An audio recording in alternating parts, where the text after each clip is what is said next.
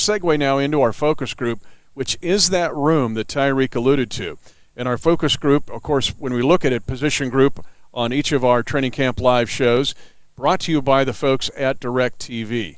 And so we've covered Tyreek here. We can talk about his 1950-plus plays are ridiculous. The one thing I would tag here with Tyreek before we jump in is you look at stats. A lot of guys in this league get stats but do not win.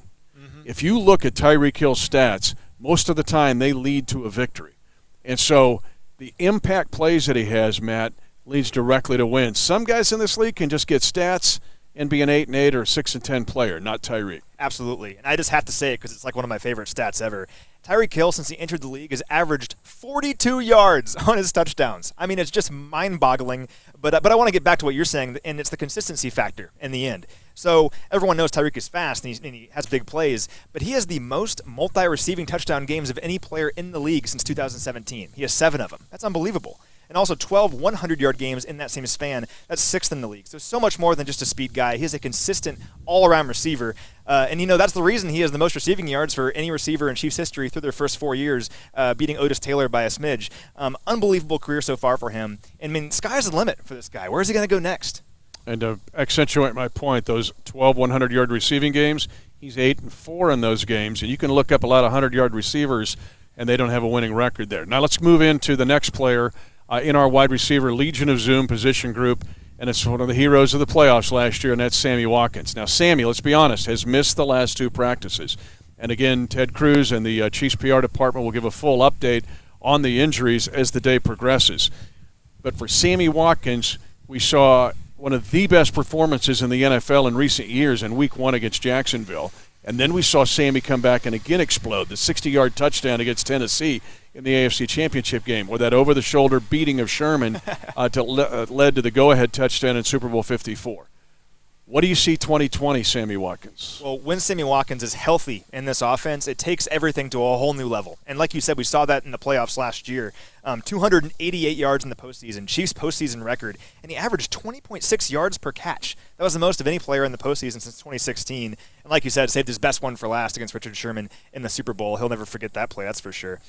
And what I love about Sammy coming into this season is his attitude. And it kind of mirrors what Tyreek was talking about earlier. He wants to be here, and he doesn't care if he has 1,000 yards and 12 touchdowns. What he cares about is being part of a winning team where everyone is having great numbers and it's leading to wins and leading to a Super Bowl. That attitude is so huge. And to think that you have superstars like that, like Sammy Watkins and Tyreek Hill, all caring only about the collective effort of the team, it makes you excited. I mean, what can this group do when they're not being selfish and caring about their stats? And if Sammy is healthy coming into this year, even with that attitude, I think his numbers are all going to rise just because of what we saw in the postseason and the confidence he built in a Chiefs uniform.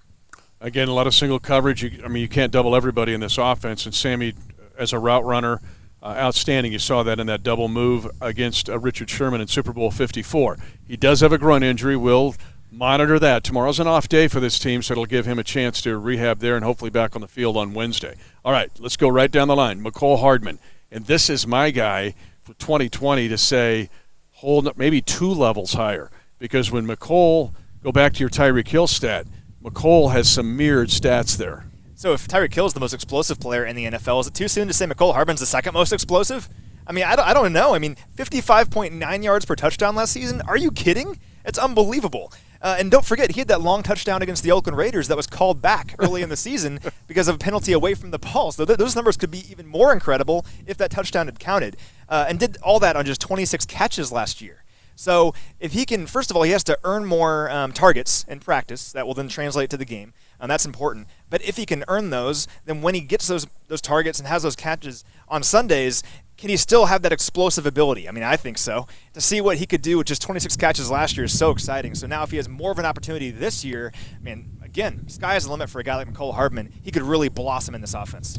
Matt, I tweeted out earlier, only 9 targets for Nicole Hardman in the last 8 regular season games, 6 catches, 184 yards, and 2 touchdowns.